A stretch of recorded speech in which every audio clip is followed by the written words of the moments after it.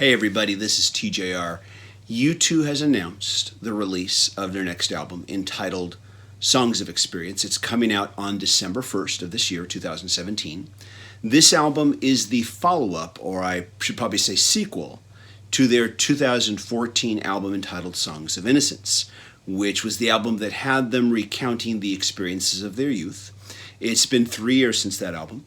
There have been 3 advanced singles released over the last 30 days or so that you can check out on streaming services like Apple Music, Tidal, Spotify, YouTube. They're very easy to find. The 3 tracks are You're the Best Thing About Me, Blackout, I think it's just called Blackout, not The Blackout, and Get Out of Your Own Way is the 3rd track. Of these 3 songs, so far I like Blackout the best on first listen, although I have to admit I like the acoustic version of You're the Best Thing About Me better than I like the full-on, what I will refer to as the band official album release version. I have to be honest, I have had a certain amount of mixed feelings about U2's releases ever since All That You Cannot Leave Behind back in 2000. Ever since that album, I've noticed that U2's songwriting style has changed. Their songwriting became less esoteric, less trippy, less hypnotic, and less epic, I have to admit. Now, in exchange of that, their songwriting became much more straightforward. I found that their songwriting during this later time period up to now kind of fit more the, well, how shall I say, just more kind of standard, conventional commercial songwriting. It seemed less experimental and more about just getting to the point. When All That You Cannot Leave Behind did come out, there was one critic who kind of summed it up in one sentence for me. He said, "A good album from a really great band." And to a certain extent, that has kind of summed up my feelings about every single album that has been released by U2, leading all the way up to the last release, Songs of Innocence. And I have to admit that ever since 2000's All That You Cannot Leave Behind and leading up to Songs of Innocence, my enthusiasm has been a little bit less and a little bit less.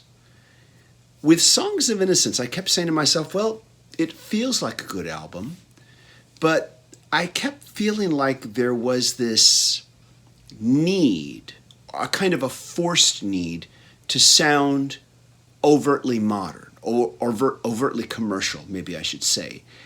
I know that with Songs of Innocence, there were a number of changing hands. There was quite a bit of changing hands of producers, I should say, on that album. And I don't know the whole story behind it, but it kind of felt like there was something going on where, no, that's not the sound we're looking for. No, that's not the sound we're looking for. And there was switching out of producers during the recording of that album.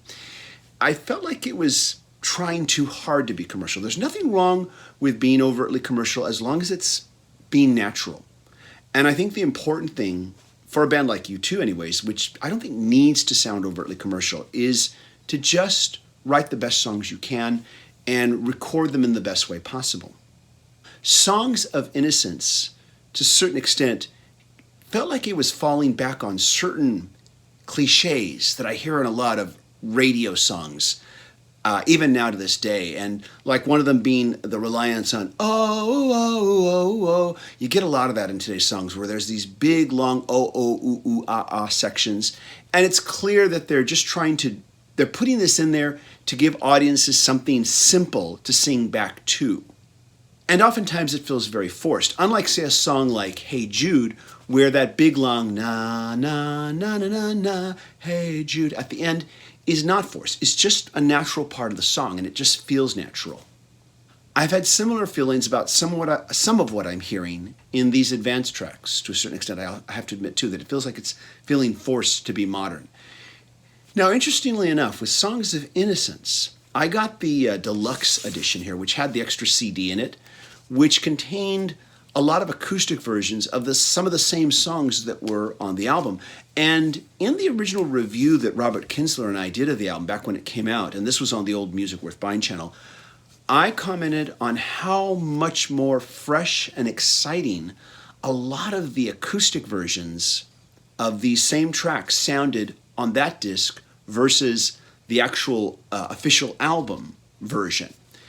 And I even mentioned that maybe, since they were calling it Songs of Innocence, maybe going for these rather bare bones arrangements would have been the better way to go. There are a few exceptions. Raised by Wolves is a song that I thought was great off this album and works much better within the full-on, plugged in electric guitar band version.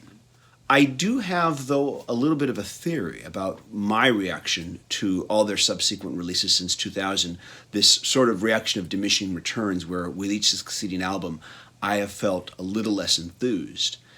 And one thing that occurs to me is that in 2000, we kind of had the beginning of what was referred to as the loudness wars, when record labels were putting pressure to increase the amount of compression on albums to make them louder so they'd pop out of speakers more in the hopes that people would notice them more and they'd get more radio airplay, or they'd get noticed more when they got played on the radio.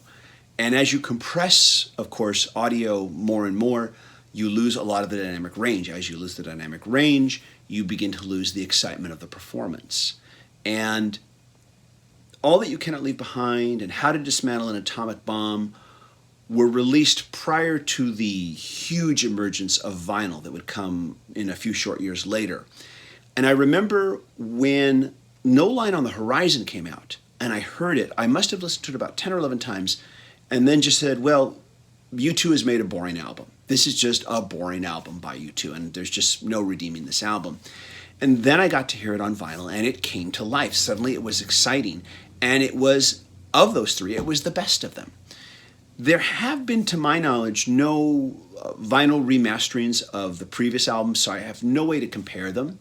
But I do kind of wonder if U2's albums have been victimized by the loudness wars, and if maybe that's part of what happened even with Songs of Innocence. Now, by the time, of course, Songs of Innocence came out, there had been a lot of loudness wars backlash, and record labels were starting to ease back on all that compression to allow the music to breathe a little more.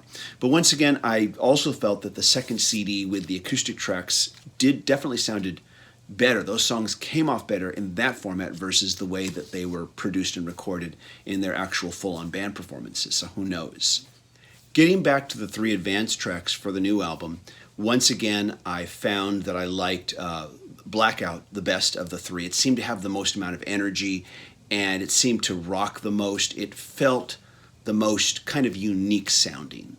I felt that without the acoustic version, You're the Best Thing About Me was kind of just there, kind of just standard, kind of just an average rock and roll song. I have to admit, in the Get Out of Your Own Way track, I really enjoyed the little spoken word part at the end. I love the satire of that. Blessed are the superstars, for only through them can we see our own insignificance. I rather liked that part, the humor of it. But as I comment on these new tracks, I also have to bear in mind something. In each case with these albums, when I've come back to them later, years later, I have found that All That You Cannot Leave Behind, many of the tracks resonate with me stronger than they did when I first heard them. The same for How to Dismantle an Atomic Bomb, No Line on the Horizon, which of course definitely was improved by a vinyl listening, which is the only way I listen to that album now.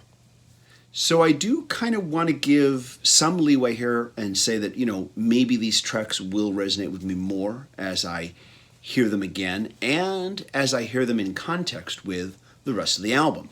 U2 is still, in my opinion, an album band. They are still making albums in the way that fans like myself, who grew up, in the classic rock era, hear albums. And so these songs may take on a different context when I hear them in context with the rest of the album. So I certainly am going to keep an open mind towards that. U2 is a very important band in popular culture history, and they may very well be the last important band that the world ever knows. This is a whole other topic of discussion that I should probably do in a different video, but I really do believe that the age of rock stars is over, and that we're seeing the end of it in our lifetime, and U2 will be the last band that is considered a worldwide phenomenon like the Beatles and Led Zeppelin that we will ever see in our popular culture. And there are a lot of reasons why I believe this, and that's a whole other topic of discussion that maybe I will get into in another video.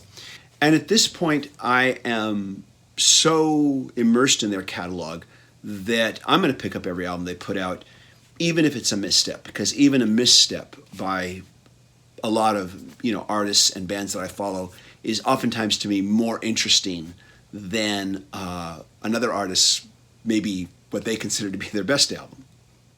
So what are your thoughts? Have you heard these advanced singles? What do you think? Are you excited about the new album? Just can't wait to get your hands on it. Have you been, kind of disillusioned with the last couple of releases? I'm curious to know what you think. And at any rate, though, thank you so much, everybody, for watching. Looking forward to checking out your comments. Take care. Bye-bye.